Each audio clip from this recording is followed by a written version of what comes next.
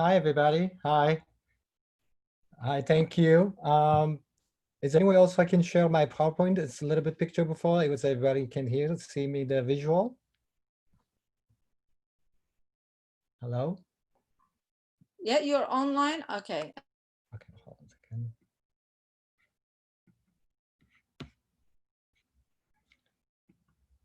Hello, everyone. Thank you so much for Fordham University for having me. I want to say thank you also for Julian Beholashon. I really appreciate that for happening this event. It's very special in Beholashon. It was founded in 2000. And that time I came to the United States. I was a new immigrant and they were there to help me up to make this film happen. And when I was doing the research and to find the right people to interview. So I want to say thank you for that too. Um, Today, I really want to talk about my own personal, how do I move from Ethiopia to Israel is really only about my family and survival as a refugee. And I'm lucky I am. I'm always say that I'm lucky I am. So many of them that don't made it like me. Um, you know, I came from Ethiopia. If you know the Ethiopia and Africa, there's a lot of uh, the earliest Jews who came to Israel from Morocco, Tunisia, Libya, Egypt, of course, also Yemen in the 50s. And then we made it in the 80s in Ethiopia. And today also is a part of the film, uh, Jews from Uganda, which is Gershon Suzomo, he's featured in the film. So I came from Ethiopia in the north, uh, Wallaka. From there, we went to uh, ran away to Sudan, and I was the age of 9. I just want to tell you in that time, it wasn't easy to be Jewish. We had really very bad time, and the civil war started in Ethiopia for 7 years. A lot of Jews really jailed out and seculars, rabbi, being tortured. The only thing to save our life is to run away, run, escape. It was very communist country who killed a lot of many Ethiopian, not just Jews, all of us seculars being killed by communists. Mengistu Haile Mariam, they call it the Red Terror. Uh, my memory as a child escaped in Ethiopia with my family. It was until today, I have that memory. It wasn't easy. You take whatever you have, not saying goodbye, just run away. And then the dream we dreamt 2,500 years to go to Israel, to go to Jerusalem. And life in Ethiopia, it was beautiful life and it's level of visual. And I was, you know, farmer, my family farmer, my mom, she's a householder, not just householder, she's also involved with the Jewish history. She used to do soccer season, a memorial. She did to me for many males. She's Socratism and Judaism. So she was very involved in my dad. He was a tough man. I learned a lot from him when I complained because I was a shopper in the field. He used to bring me more animals to make me not to complain more. As a child, really, it was very not easy for me to be a Jew because I have a lot of bad names from non-Jewish kids. Life in Ethiopia, it was Jews live in different village. One of the village very famous, Ambover, uh, is one of the central of the Jewish Beta Israel. All the news come from there is spread out for the Jewish who live in different village. So this is like preparing to celebrate the Sigd, which is today is national holiday in Israel. If you want to know about Sigd, you just go out online and learn about it because I don't want to go into it. It's very special holiday. And also in that village, they open up the first in the 50, the first Hebrew class. Um, it's just one of the best village ever. And also the main school for rabbis to study there to become rabbis for 7 years. They used to go to Amberver. Um, when reached out to Sudan as a child, 3 weeks later, my mom, she was pregnant in the middle of it. and refugee camps in the Sudan is the horrible place to be. We don't have any rights as refugees. We don't have anything, no names. We made up names. Just quick, I'm gonna say, everything is talking about in the film, but that memory stole my life. I was there 9 months with my family, and my mom, she got birth in the middle of the refugee camps. My brother, his name is Ariel today. And after 9 months, we made it to Israel. But horrible things happen in Sudan to survive. Also, in the middle of, I got kidnapped uh, because of I was reaching out to find out some food to get for my family, and I just got capped by slave traders. Like I am, many Ethiopians were in the refugee camps. They used to work undercover to give us medicine and also secretly to smuggle to the Mossad, who waiting outside by the sea. So they used to work, and then one of them find me. This is the picture showing the film. 20 years later, I met this man from silent. So happy I am when I'm talking about it, and when I see this picture, I didn't know I have the heroes. It took me many years to meet him and to say thank you. His name is Shetu Giatane. He worked undercover many years to rescue his life when he was on the way mission to give some medicine for the other refugees. So he saw me in the streets of Sudan, looking for help. And also, it's the first time in the film facing my mom as a child outside in Israel to tell the story first time 20 years later. That's the scene in the film. And today I learn, after 20 years later, I learn how my mom, she's the heroes for me. She wouldn't stop looking for me when I was missing. And then the first time I heard about her pain, what she went through when I was missing. And it was very compelling today. We talk about a lot of things I learned from her, what kind of mother she is. I spoke to her before we started this film, what inspired her to be a moyal, to take circumcision, and the rabbis, they used to tell us it's not question the Jewish law.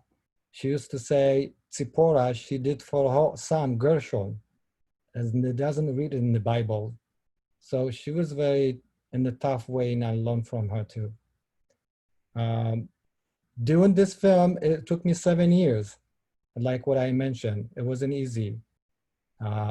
It's not because easy to tell the story. Also, the people I met in doing the film, they kept me to push me to tell, not to just push and inspire me to tell my own history, because I was lost. I was very lost, not proud of myself, even in America. Manhattan is the capital of Jewish communities. Every block is synagogue, but I wasn't felt I belonged to any of them. I was looking at a lot of people. Someone looked like different than me. So those rabbis were interviewed in the film, and also a lot of organization kept me to move on. And then also I did back forward in my community photographing our old leaders who lives 2,500 years, counting 7 generations to kept the Beta Israel history not to be wiped out.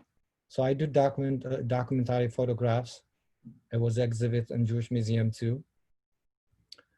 And today, after I made this 400 mile to freedom and then relate to their story, and I find out my own community, they rescued the life to bring all of us to Israel. They never spoke out. And the history of Ethiopian Jews come to Israel, everything is about, it looked like the white savior, how Israel really saved the Ethiopian Jews, but it wasn't really the story being told, how they make it together within Ethiopian community, with the Ethiopian leaders who really risk their life and 24 hours go and protest outside the Knesset. The chief rabbi, Rabbanut, when they say they have to convert, when people die, and they never give up to go inside refugee camps and smuggle people, working with Mossad. So because that film, and I started doing this film, is called Heroes, how they really telling their own story and what the trauma they carry into today, they don't talk about it. So it's the first time they talking about it on camera. And also I find out we have our own Herzls. I mean, Yona Bogal in the center with the cowboy hat. He's the main person who really kept the Ethiopian Jewish leaders and rabbis to be the ambassador to the West. He know more than 12 languages, who educated in Italy. And he used to work with the Haile Selassie as the head of education, and he really kept Ethiopian Jews alive. And all of those leaders, all those his students who fight many years, and first time they're talking about on camera.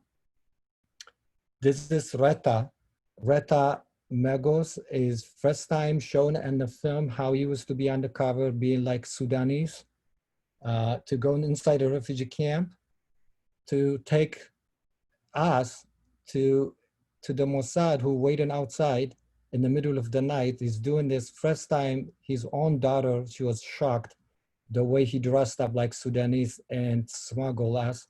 So I remember his name. He was to run in the refugee camps when I was a child. Reta is going to help us. Reta is going to bring medicine or money.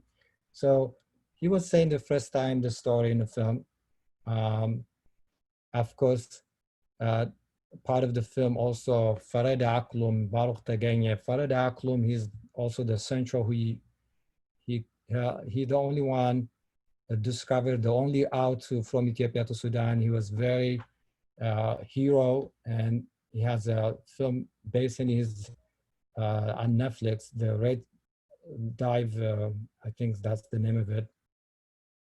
Also the people who protested in the 70s and the 60s who arrived before us, because they were a student, they ran away from Mengistu, they came to Israel to protest and bring us our family. They started in the 70s and 60s. So this is the film about, the second film is called Heroes, it's in work in progress. So that's what I'm doing today. And now I'm really done talking. I would love to pass the panel for the Q&A or for someone else. Thank you for listening. Hello? So I think we're now going to switch to Steve Kaplan, who is the author of Beta Israel. So Steve, please join us. Turn on your camera.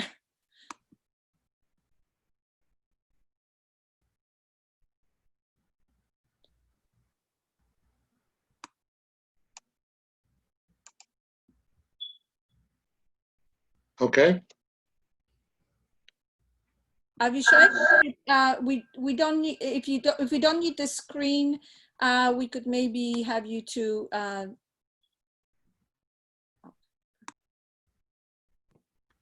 Okay. all good. Okay, you can hear me. Hi, Steve. Hi, how you doing, Avishai? Hi, Magda. Let me start by thanking Fordham University and Magda and Julian for this opportunity. Finally get to see Avishai, other than in the film, and also to get back together with Magda and my long collaboration with Kay. And I want to start by congratulating Avishai on this film. To quote the anthropologist Claude Lévi-Strauss, there are certain things that are good to think, that when you talk about them, it raises all sorts of issues, and certainly the Beit Israel are good to think. They help us think about lots of issues of Jewish identity, of migration. Do we look at them as migrants, as refugees, as emigrants from Ethiopia, as immigrants to Israel, as olim? Are they part of the diaspora from Ethiopia, or are they part of the Jewish diaspora which has returned home? If we think about them in terms of the question that Magda raised at the very beginning, the strategies they used to survive. There was a period of military strategy where they physically opposed the Ethiopian emperor. There was economic adaptation, which certainly is a common theme in Jewish history. There were unique purity laws that they observed, which kept them apart. And perhaps one of the most interesting is that they adapted elements of local Ethiopian culture to preserve their separate identity, just teaching us the difference between acculturation on the one point and assimilation on the other point. And obviously there's a new challenge in Israel between assimilation and acculturation. In terms of the film, which I enjoyed so much, I wanted to raise just one comment and then a broader issue that it raises. It's interesting that in the most important Jewish halachic, rabbinical ruling about Ethiopian Jews in the 16th century, Rabbi David Ibn Zimra, who says they are Jews and they're from the tribe of Dan, he's not at all concerned with how they look. Their appearance appears nowhere in his writing. In fact, there's only one medieval Jewish source that says anything about how the Beit Israel look, and that's to say that they're black, but not as black as the other Ethiopians. What interests him is whether they are Karaites, whether they are people who reject rabbinical law.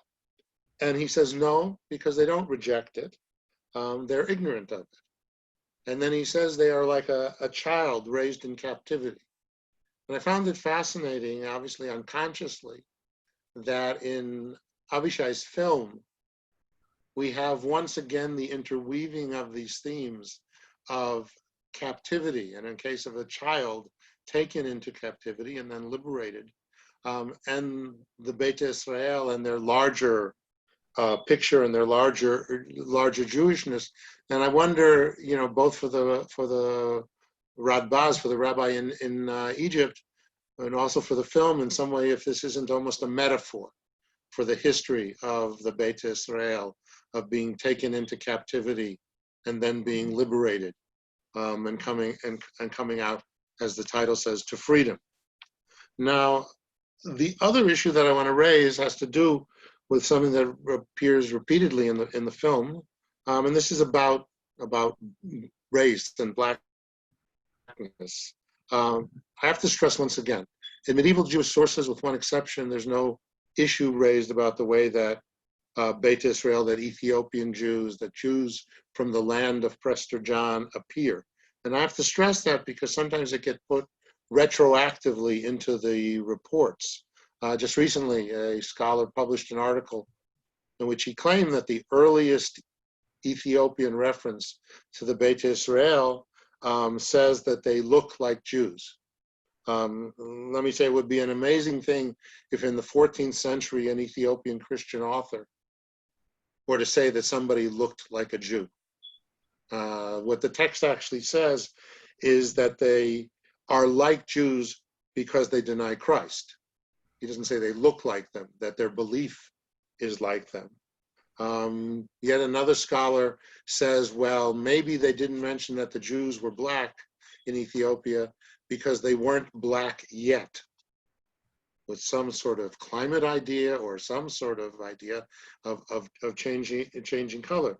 And I think you have to stress this, that certainly to medieval Jews, Ethiopian Jews were a group on the edge of Judaism, but their blackness was not the issue. The other thing that really has to be kept in mind is that using Ethiopian categories, northern Ethiopians, like the Beit Israel, are not black. They are Kai, they are reddish brown. Blacks are people like the Sudanese, who in the refugee camps they encountered, or Somalis or Oromo. And one of the things that, reasons why Ethiopians in Israel object so strongly to the Hebrew word Cushi, which of course is a word that appears in the Hebrew Bible, is that for them it has these associations with slavery, with these people in the South, these people who aren't like us, who are pagans.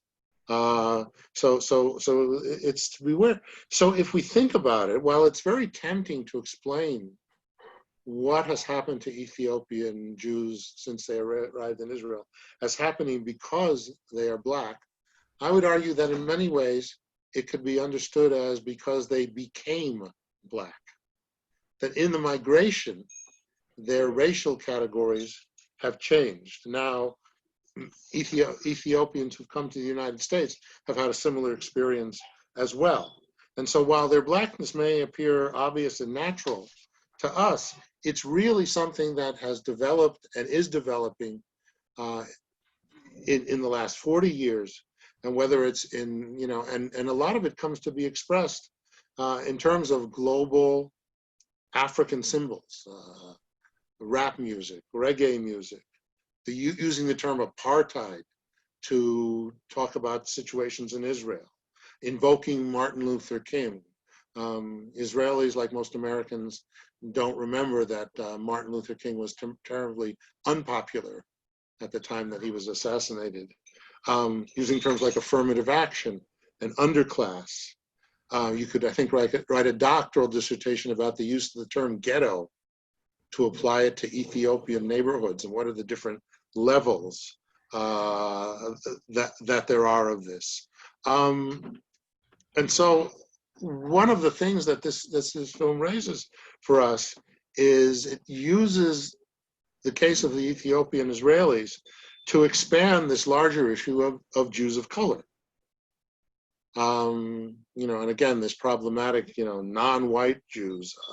In some ways, you could argue that the Ethiopians coming to Israel suddenly made Iraqi Jews, Moroccan Jews, even Yemenite Jews white in some way. When someone says, well, the Ethiopians are Black and all the other Jews are white, Yemenite Jews are white, Moroccan Jews are white. But this is part of this transformation. And to let me close, because I know there'll be questions and lots of discussions, is this, in the film, this category is developed, whether it's the Jews in Uganda, or it could as easily have been Jews in Nigeria or in Ghana, in parts of Latin America. And the question of sort of, is there a unified category of, whether you want to call them Black Jews or non-white Jews, or is in fact what brings them together is not necessarily their appearance, but their marginality, and is that the issue? And finally, if in the 19th century no one cared, or excuse me, if in the Middle Ages no one cared how the Jews of Ethiopia looked, and in the 19th and 20th century people clearly did care how they looked, what are the causes behind the fact that today in the late 20th and now in the 21st century, there seems to be a concern about how they look, but not to put it under an existing racial umbrella, but to expand the categories of Jewish identity. And I'll stop with that and let our next speaker continue. Thank you. So I will want to introduce Kay, but Avishai, would you like to respond now, or would you like to wait for Kay to? I'll wait for Kay too. Okay, so Kay. Hi, hello everyone, and thank you so much to Fordham, to our wonderful colleague, Professor Magda, for inviting us, and to our filmmaker, to Avishai Mekonen.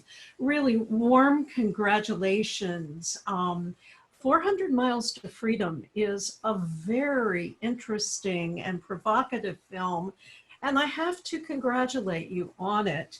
I guess I have several areas of observation and then brief questions for you, but I must tell you that I enjoyed the film and I valued it greatly because of the level of personal honesty and the sorts of experiences and your responses to the experiences that you expressed and shared with us are not usually done so.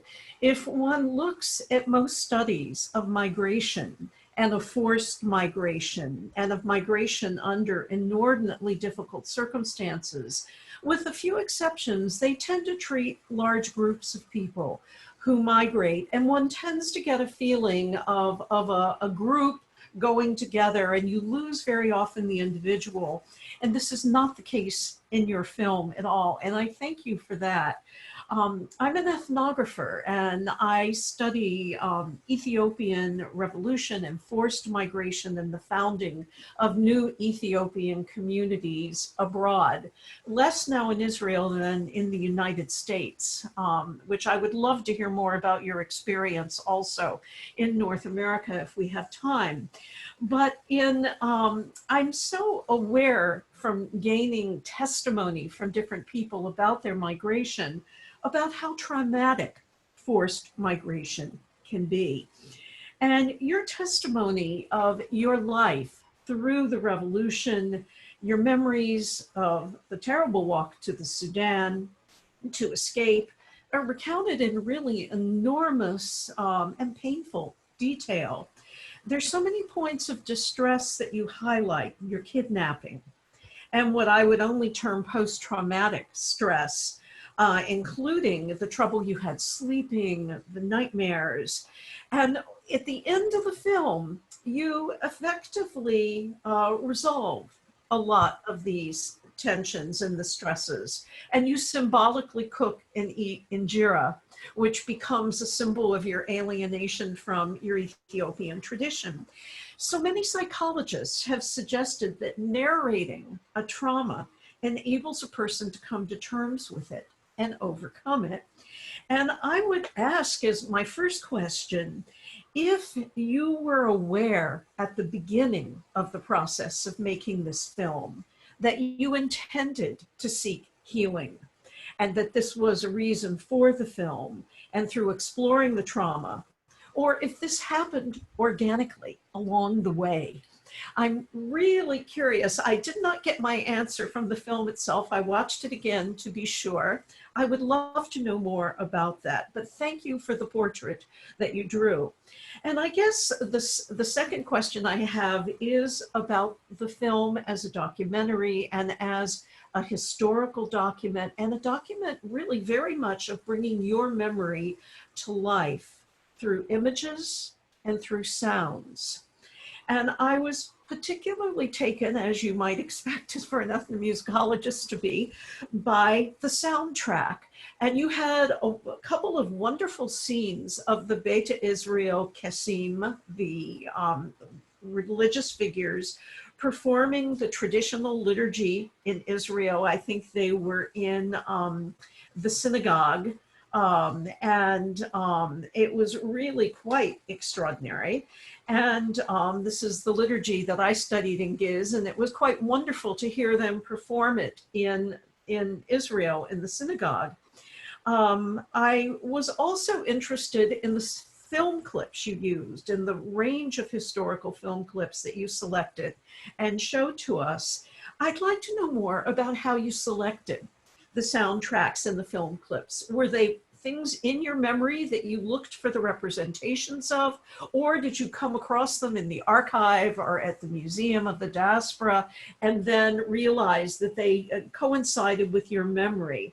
And do any of these examples, or did they for you, bring back memories that you'd forgotten entirely? I would love to know more about the memory process. And then finally, just a third point, really leaving it open. There are so many political and social issues raised by your film, apart from the issue that Steve talked about of race and of issues of perception of race over time and in the modern Jewish world as well. And there were a number of issues that struck me that I expect would raise questions for the audience watching the film and that you might want to comment more on. And let me just list a few. The changing roles of women in society, in the workplace, your extraordinary mother, who talked about being 15 when she had you, and her own evaluation of these changes over time. There was a long segment in the film on conversion and the very delicate and controversial issue of the so-called light conversion of Ethiopian Jews. It was termed demoralizing at one point in the film, and I wondered if you wanted to discuss that at any more length. And then finally, the film, and especially the second half, was so rich in the range of Jewish diversity that you explored. I loved the examples that you had of the cross-cultural influences of using Korean kimchi for the maror at the Seder. I mean, there were wonderful moments and probably suggestions for new Jewish practices in the future. Your visit and association with the Abu Yadaya of Uganda was also quite marvelous, and the realization that people can come to traditions in recent times and see themselves very much as part of a community. And I just wonder, and now you live in the States, how much your encounters with all these traditions have shifted your view of not being alone in the world, and have shifted your own observances of Jewish life and Jewish practices. So I thank you. I have enjoyed watching your film. It's a privilege to meet you, and I look forward to hearing more of your own commentary. All right, Avishai, the floor is yours. Kay. Thank you so much, Kay. I love your scarf, the alphabet Ethiopian. It's beautiful on you. Thank you. You I haven't really seen my appreciate it. cup. Really My cup as beautiful. well. Oh my God. That's so awesome. I need to talk to you where you find those. So I need to have those in my own home. I appreciate that, all beautiful words. And Steve, you blow my mind. Also, I want to respond to a couple of things. It's a lot of things. It's the best way you said Ethiopian Jews, when they move to Israel, become all Black. And I felt, in my own experience, I want to say that, you know, as a filmmaker who really came to Israel as a child at 10 years old, I really felt that way and running away from why really hard for me to, people to accept me because my color of skin. And I didn't have that in Ethiopia. I have that issue because I was Jewish, not because I was Black. That the issue is like two things, not being proud, being a part of the Aliyah, which is immigrant to Israel. And I said, what the hell I'm doing here? Why I came in this country, which is I really want to have the freedom. But what kept me to go on is the dream of 2,500 years. I felt home. And for that, I was standing and to try to love, to like myself. And also not even try to go talk with my parents or my own rabbis, the Kesim. I didn't even want to hear that language because I want to be like the West, like the Ashkenaz, to love me or to accept me. Even I changed the name Avishai is a Hebrew, which is I gave to, when I came to Israel, my real name gift by my parents is Yeganyahu, which is in America, they call me Yeganyahu, not Avishai. Avishai is middle name. The reason is because when I learn a lot of my own history, and I bring back my name, but in Israel, I didn't have that. The suffer of being as a child growing up in Israel, being proud to be Israeli, my grandparents also taught me to be tough. Don't complain. So what they call you, you know, Kushi, or, you know, which is, you mentioned that name. That's not the man you are in Israel, the Holy Land. That's what we dream for it. And they are holy people, even they call you are Black. So those issues, I mean, not trying really to understand, we ran away for many years until I came to Israel after the army, because I'd done a lot of things in Israel and I educated in college and served in the army, and the army changed me totally different. because the army in Israel is different and is living in a society as a citizen. I kept as toughness to survive and asking the question who I am and why my community is not 100% Jewish. Why we have to be our identity being questioned for many years.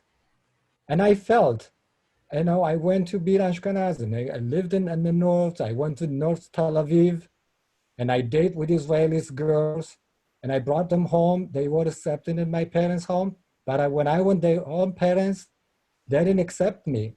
They were like, who are you? Why are you dating this guy? But that wasn't stop me to be who I am. And also, the issue was also with the independent what I went. I'm different person because with the trauma I have, I trying to get out away from my community. I was very angry to my parents, take me in Sudan and being suffer the way I suffer as a child, and then what kind of dream they promised me to come here and torture myself to prove who I am. So that was I saw my parents, the way they go to protest about not to be converted and to fight for identity, and they win. And they fight for them. Being part of the history of 2,500 years, they fight for not to be converted. So this is nothing for them in Israel. It takes a lot of change. Every immigrant has experience. So by an immigrant for different countries, I learned a lot how to be immigrants. Being an immigrant is really, really hard. So here comes 400 Miles to Freedom, the film. The reason I made this film, I trying to make film about who is any Jewish like me out there, non-Ethiopian, just Black, are Jewish. Why am I going to be the only one here in the Upper West Side, going synagogue to synagogue, and everyone looking at me when I enter inside the synagogue? That's not cool. I want to find out who are the Jewish around this country, not to talk about what I went through, but to find out the other Jewish like non-Ethiopian, not Ashkenazi Jews. I want not Moroccan Jews, which is, I met them already. I don't want them.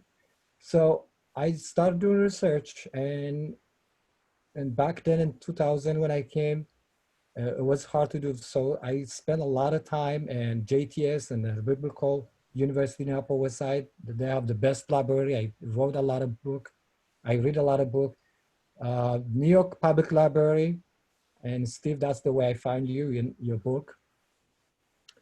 So I started interviewing people, and I find out the whole Lashon, and they introduced me with the Rabbi Keperfunen, and then Latin American Jews, and I mean, it's so excited, man, and then I said, wow, this is amazing. The Jewish community in the United States, they don't know about Jewish diversity. They only think they know back then just about Ethiopian Jews.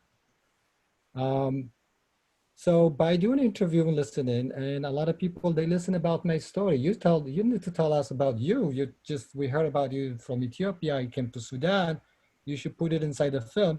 And then when I start talking about the film, I'm just talking about just how we came to Israel, how Israel came to take us from the story and Aliyah, the Mossad, but I really didn't talk about deeply who I am and what my parents went through and what my own community went through, how they decide by their own to run away, to escape.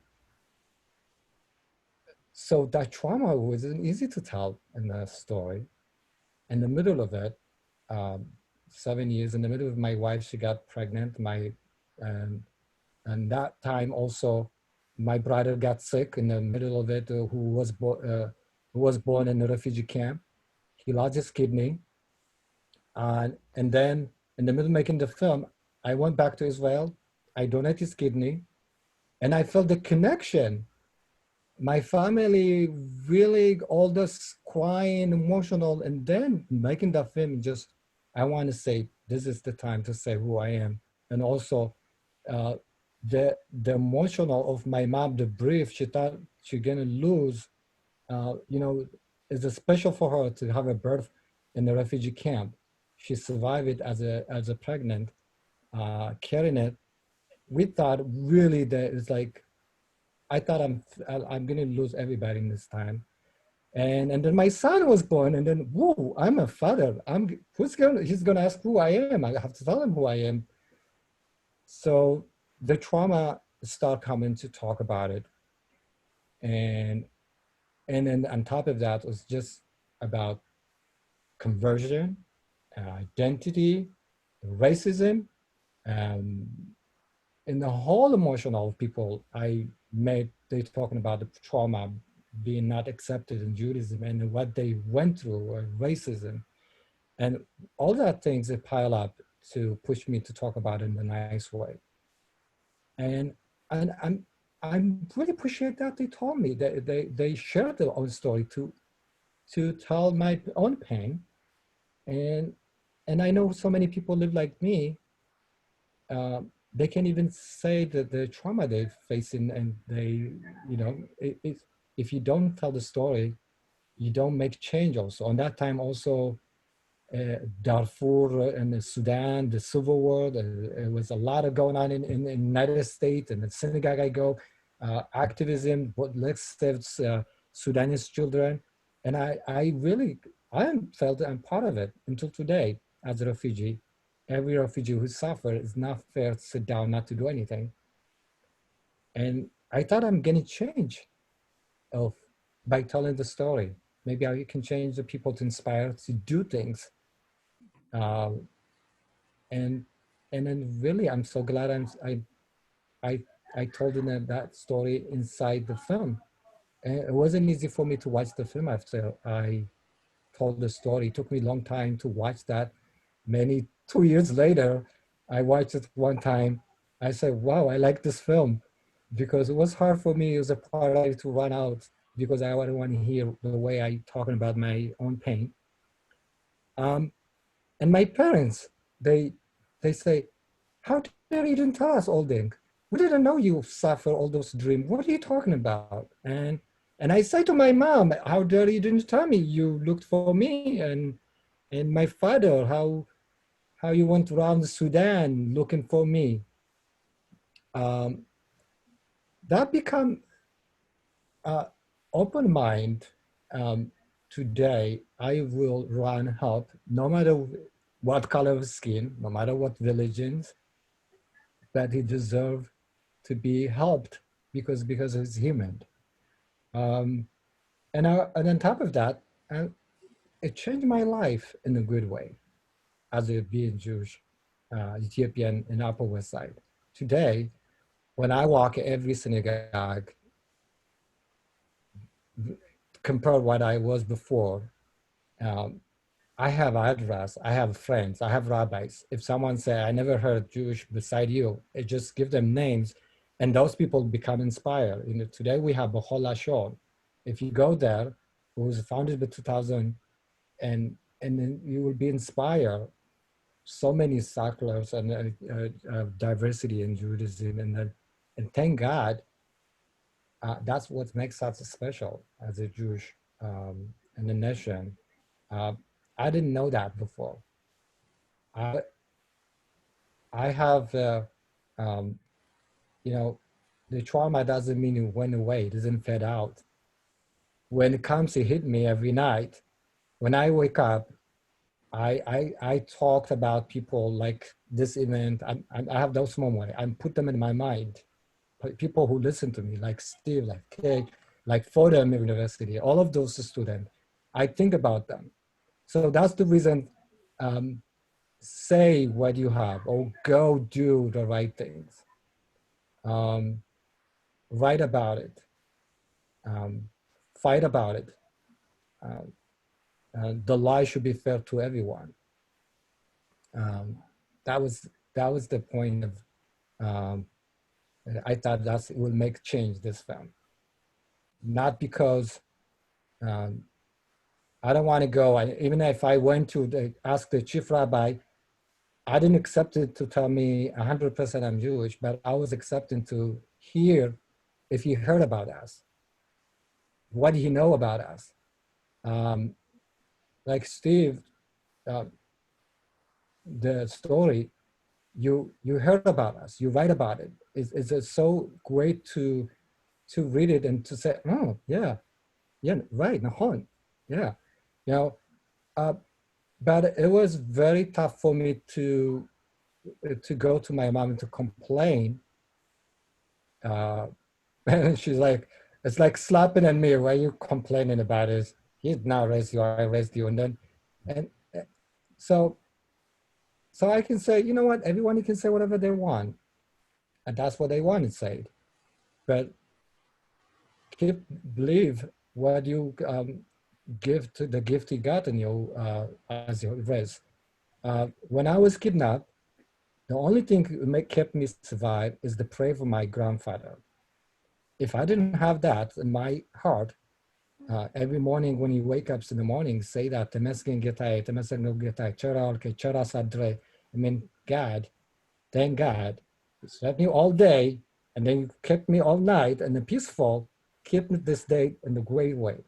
And every morning you say that, because you wake up at 4 a.m. I wake up at 5 p.m. to take those animals out in the field. I'm a shepherd. So I pray that when I was kidnapped in a different language, when they speak me, Habash, Muhammad, Talhon, I was praying that not to forget. I was praying that when I get poisoned, I was praying that not to forget.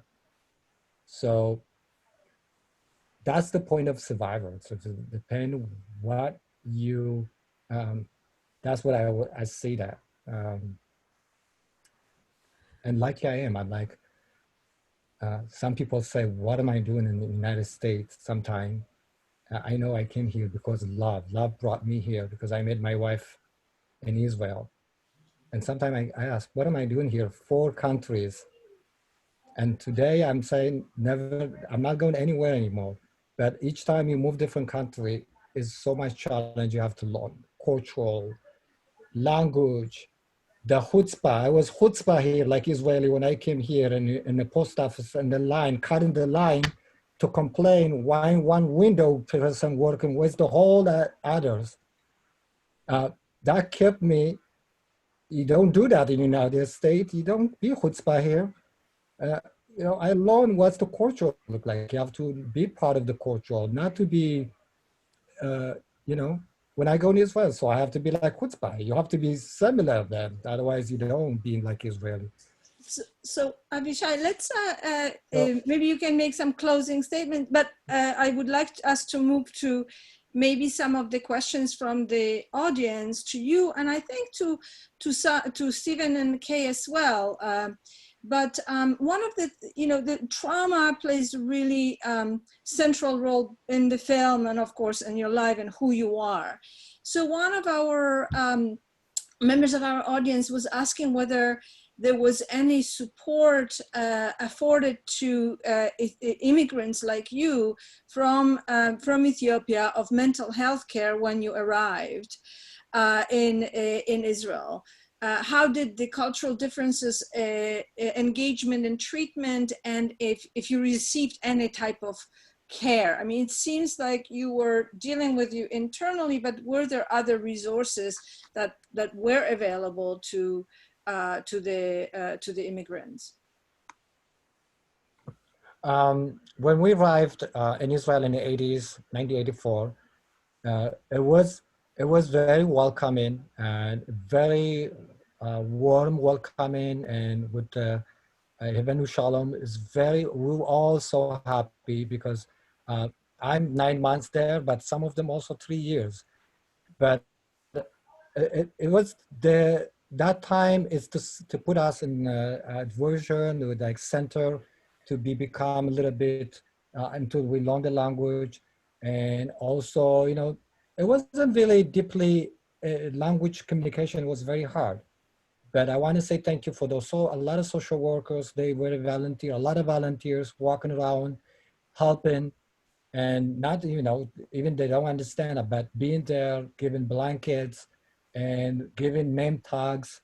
And it was very, very hard work by, you know, part of the Jewish agency that that's their job they do. But that's what my memory. But I didn't have, like psychology or something. If you thought we didn't have that.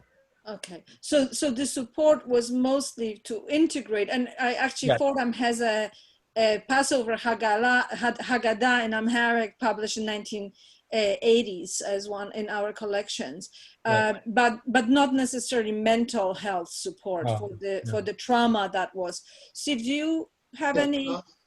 What I wanted to say is, I mean, obviously, when people arrived in the 80s, there was clear physical stuff to be dealt with. I mean, there were malnutrition and tuberculosis and parasites and things like that. There's a fairly good literature now about transcultural psychology with the Ethiopians, but it was very much a thing of people needing to learn it by experience. I mean, eventually you have to also remember what the situation was in the 80s in terms of Israel and Ethiopia versus what it became. By the 90s, you had Israeli psychiatrists and psychologists who were able to work with people in Addis Ababa to develop common tools for dealing with these sort of things. So it became a work in progress, but now there's a fairly substantial literature, but it's enormously complex, because think about any of the people, whether in the panel or in the audience, who speak more than one language. How well can you talk about specific psychological things in your second language or in your third language? And so, as Avishai was saying, you've got a cultural gap there, you've got a language gap there. To put it in the simplest form, what do you do if you're an Israeli psychologist and an Ethiopian woman comes in and says, my problem is that a spirit has possessed me? Mm-hmm. Is the belief in the spirit what you're treating, or what that's an expression of in her cultural context? But there's material that's developed certainly on that, and people try. And there's one question that might be, again, to all of you, maybe Avishai, you and Kay in particular, but it's about the culture of Ethiopian Jews, and especially the question concerns the Kesim and the sort of hybridity of that, right? That they don't use Hebrew books, or at least until you mentioned in your film or in your introduction that Hebrew was introduced later, but not using Hebrew as the holy language and the holy book not being a scroll. So I want the member of the audience would like to hear more about these cultural differences and connections. About the reading the book, the Torah, Kesim and Kesim, yeah. And legends, the absence of scrolls, but that kind. Yeah. I mean, yeah. I'm not going to say that all of them. Some of them they kept the Hebrew, but Orit, the Torah, we call it Orit, is gaze. You have to study it 7 years to read it and to become a case rabbi, and it's very special language. Not everyone you can read it. The chanting, I know Casey mentioned in the film, the music, all that things. That's the part of it I learned, and it remind me on Saturday, Friday night, and Saturday, the way we pray the Shabbos, the chanting, the music. It's a long of chanting the case. He has the beautiful voice of in the gaze way to pray. That's the traditionals who I really loved it and to today. So the Hebrew text is not really in today. Some part of in Israel they have it, but in the synagogue in my town they still praying like in Ethiopia, like in the film you saw that. So that's a gaze of language, antique. They pray the way it is. And Steve, if you want to add a little bit about it, because we probably know better than the studies. I think Kay really should talk about this, because a lot of her initial research back 40 years ago was around these ideas. Yeah, when I went to Ambober, which you mentioned and showed some pictures of, and the observance of the Sigurd procession up the mountain, which I went on actually in 1973, right before the Ethiopian Revolution. All of these were occasions on which the priests, the Kohanim, the Kesim, however you want to translate it, they were in Giz, in the liturgical language. It's an ancient Semitic language, and it is part of the practice also of the Ethiopian Orthodox Church, shared by the traditions. But it's an extraordinary tradition. It's almost entirely sung. There are very few read texts. Only on the holiday that really was the equivalent of Yom Kippur was there a portion read. Otherwise, they were sung, and they often were sung at rituals that lasted all night in the prayer house. So it was a remarkable tradition that I was lucky enough to get in and study in the last 6 months that it was possible in Ethiopia before the revolution. And then, of course, the community soon after moved. And I know there is some performance of this tradition in Israel, not as much. It's problematic because of the language. And here again, you get into an issue of language and tradition and what's necessary to be able to transmit it. And even the point when I was there all these years ago, probably before you were born, I didn't meet you in Wallaka in any event, I don't remember. But even at that time, there were not people really learning the language anymore. So it is a tradition that has very much been replaced by Hebrew among the community. And for a time, they actually used to do two traditions. They would do the older men, the older priests would do the old Giz prayers, and then the younger men, some of whom had been trained in Israel, would do the Hebrew liturgy. And the two coexisted at the point at which I was there in the early 70s. And you could talk more about, you know, what has continued in Israel and what hasn't. But I recognized many of the priests in the pictures that you showed, and it's quite a lot of continuity. Also, the heroes behind you. Yona Bogala was in large part responsible for helping bring Hebrew to the community. He himself was trained in Europe as a young man, and then was very responsible as a conduit between Jews in Europe and the United States and then Israel. Right. He was the founder for sending the first in the 50s to study in Israel, and Bakfar Batya, he was behind. Okay, I didn't answer for question for the film and the music. How do I come up with the idea?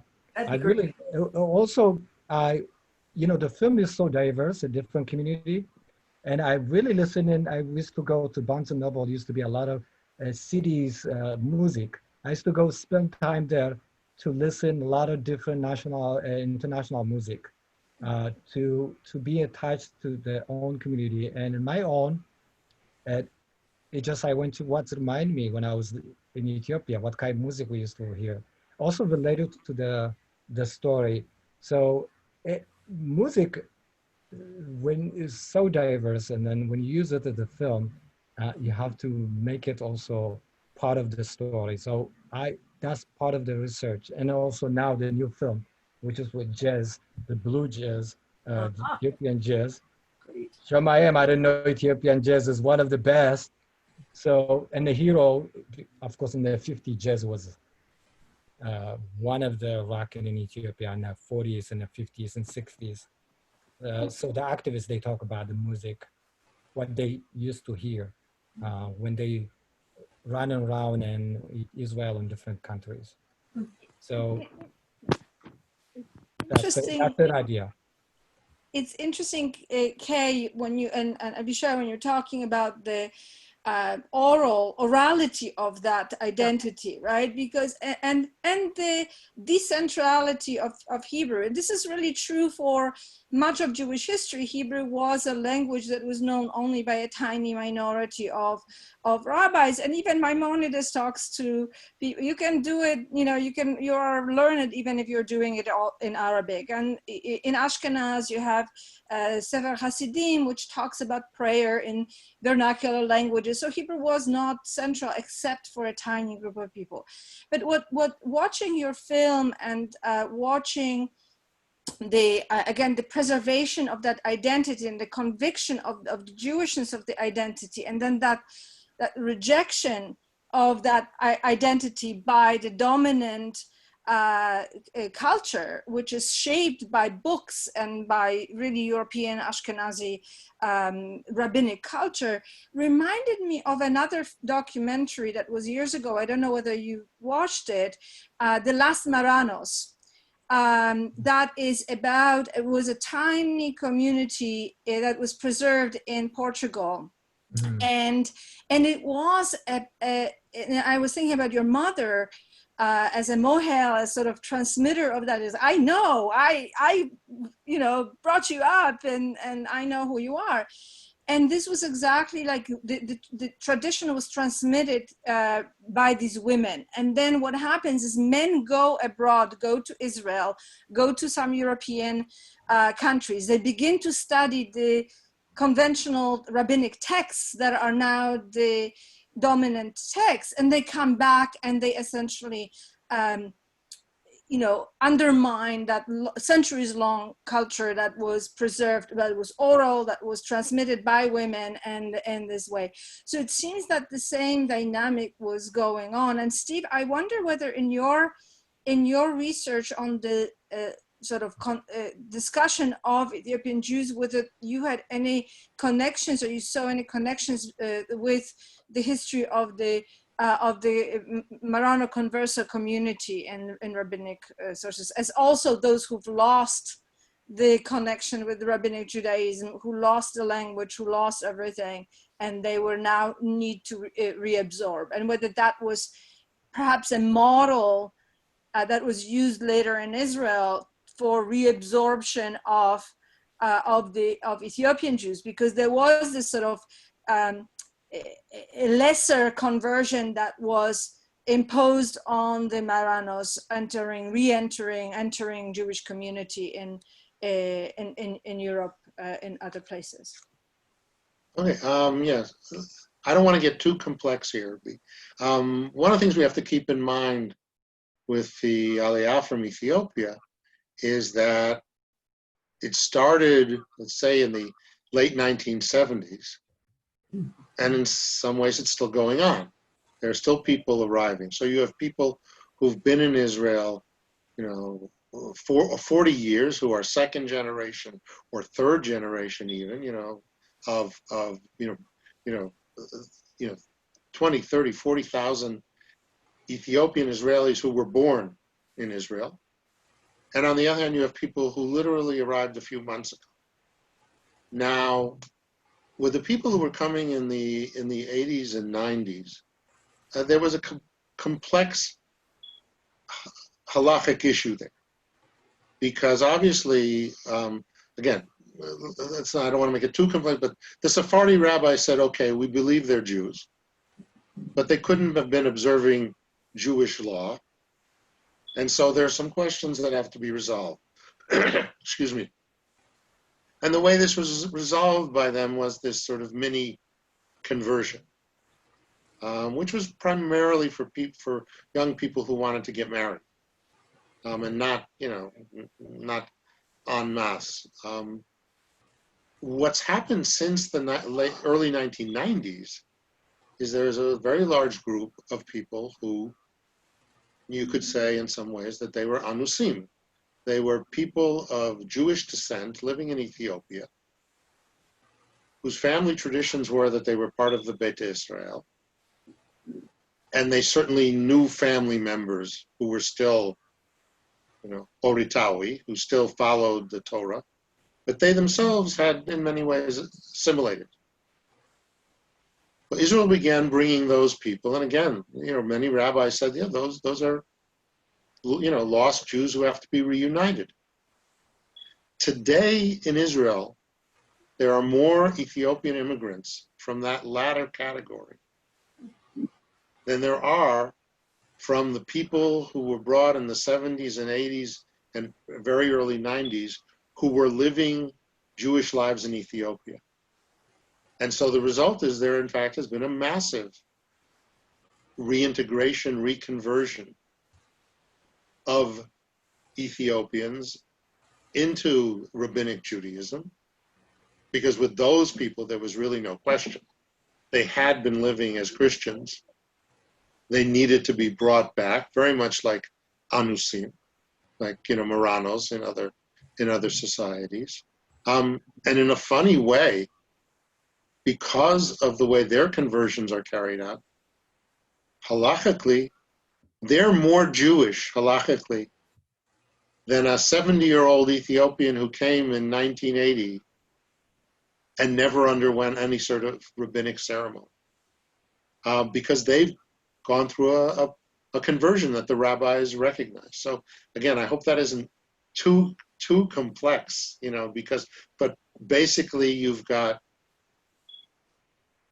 different waves of people, different halachic situations, different rabbinic stances even within the Orthodox rabbis who control things in Israel.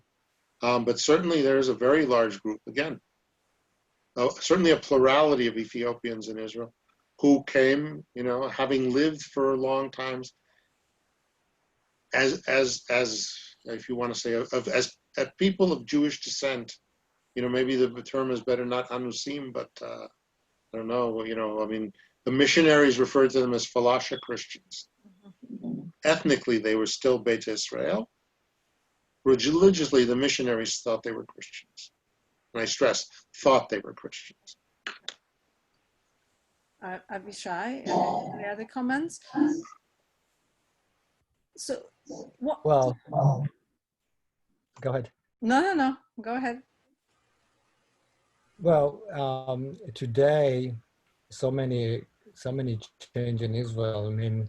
I think time also changes. A lot of scholars, Ethiopian Israeli, who write in books about their own experience of the question of conversion and history of Ethiopian Jews being told. So it's a lot of books have been written now by own Ethiopians, like Rav Sharon. I don't know if you still know of him, from the Hebrew Tel Aviv University. He's a very great person. He can, anyone want to know about the conversion issue, it's better to reach out to him. And it's also, I'm really recommended to do event with him. This is very good issues of conversion to today ongoing, which is controlled by Hasidic rabbis. I mentioned yesterday, being living 15 years in the United States. My wife, Ashkenazi, who born and raised here, to do bar mitzvah to our son in the Jerusalem hotel, you have to be by Orthodox halacha and she wanted to be like not Orthodox, Reform. She wanted to be with me.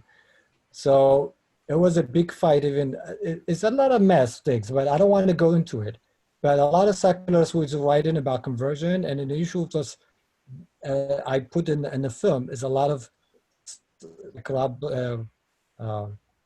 Ephraim Isaac, all of those. Many people who studies and to understand those questions to answer are there. And so Steve, you describe it very good way, and that's what the people thinking today. And I imagine, just before we close, I imagine that some of these questions of conversion now in Israel also apply to the Soviet Jews, right? Russian Absolutely. Jews, of who is and who is not, who is regarded as not. Again, the situation is different, but also the questioning of their identity. So I don't know whether any of you have from Uganda, the Jews from Uganda or right. other community. That's ongoing. I don't know whether you have any closing questions, but we have to wrap it up. We have just a couple of minutes. I apologize that we didn't get to all the questions that the audience asked. But do you have anything, any final parting words? Avishai, Steve, Kay.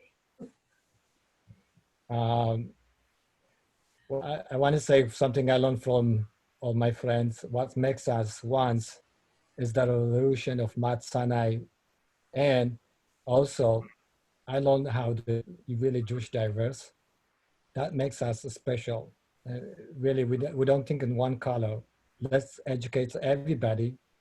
We are the nation, and we come in a different background. That's what makes us special. And then this event, what we're talking about today, that makes us also special. People who hear this, and they will, hey, listen, I heard about this Ethiopian, and I heard about Steve, inspired me. Okay, that's what makes us special. And I'm celebrating for those days we're talking about it to make change. Thank you. Okay, Steve, any parting words? I guess now we'll go in reverse order, Steve. Is that okay? Sure, that's fine. And I really thank you once again. It's been very interesting. Thank you for answering my question about how you became part of the film, your story. I had a suggestion that your next film might be on Yeganyahu in America, possibly. But I have so many questions now about your life here. But thank you very much for your contribution as a filmmaker and the sort of historical record it gives us of what you experienced. And thank you for having us together, which has been informative as well. Yeah, I wanted to say, I think Oscar Handlin, the Harvard historian, who said that he set out to write a history of immigration to the United States and found that he was writing a history of the United States. Yes. And I think you can say that about Israel as well, and I think especially about the Ethiopians. Yes. I think when you follow up issues with the Ethiopian experience in Israel, you learn a tremendous amount about Israeli society and the way it's organized. And the Ethiopians, because they were a particularly vulnerable population when they arrived, highlight issues that perhaps the Russians, because they were so numerous and relatively well educated, certainly people like myself, you know, who came with social resources, you don't see as much. So they are a wonderful window into what Israeli society is, both its strengths and its weaknesses. And I will be following up with everybody who joined us and with our audience on the listserv, and I will send some suggestions for other films that deal with these questions and readings. So I want to thank you all for joining us, Avishai, Stephen, and Kay, for making such a wonderful afternoon. Thank you so much for Avishai giving us the opportunity to be together. Thank you, Avishai. Thank you, Maya. Bye-bye. Thanks a lot. Thank you.